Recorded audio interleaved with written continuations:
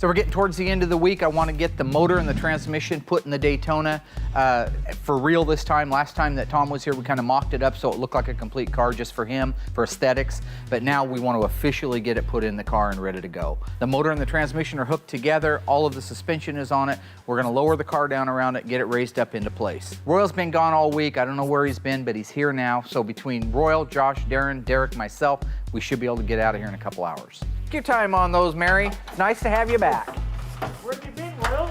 He's been where he wants to be, okay? It's none of your damn business. You leave that man alone. If he wants to take a week off, he can take a week off. He's a super important guy. A week? It was 2 days, for crying out loud. It's been almost a whole week. With the drivetrain assembly completely detailed for the Daytona and the car in the air, we're now gonna lower the car down and marry it up with that suspension and drivetrain, just like the factory did.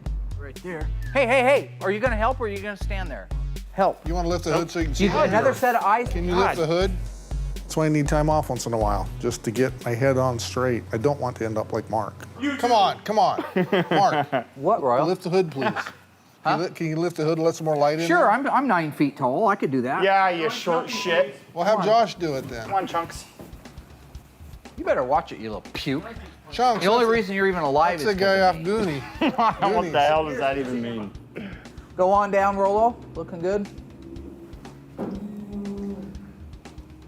Might need to go to the passenger side 1/2 of 1 inch. Say it again. Okay, that looks pretty good. Okay, come on down. Boy, that fits better than that Challenger 440 did. Wow.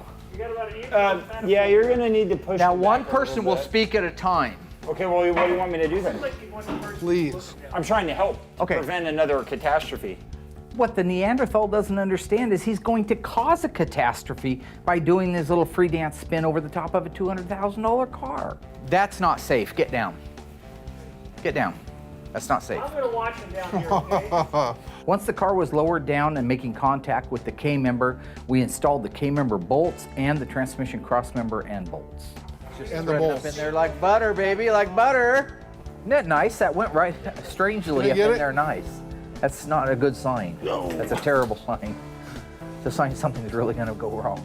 The installation of the front and rear suspension probably is the smoothest one I've ever had in my life on the Daytona.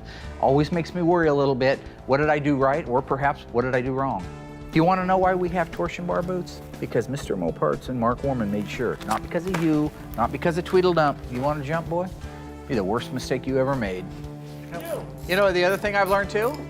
Not screaming anymore. Okay, I'm sorry. You want to scream, you scream. You scream all you want.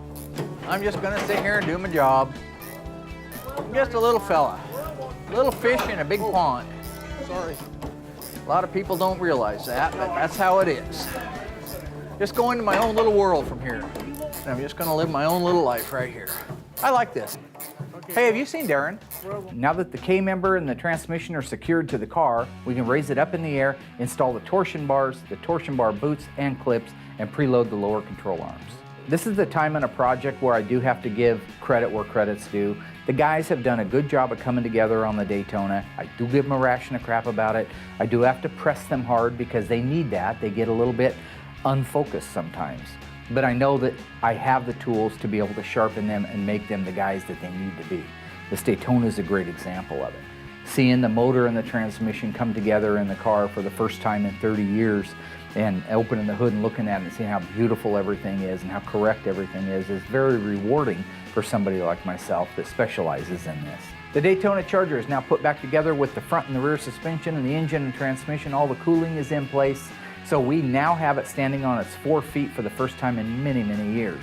But we are not out of the woods. There are still a ton of things that need to be hooked up, fastened together, interior needs to be put in, back glass. There's a slew of things. Now is not the time to rest. Now is the time to run.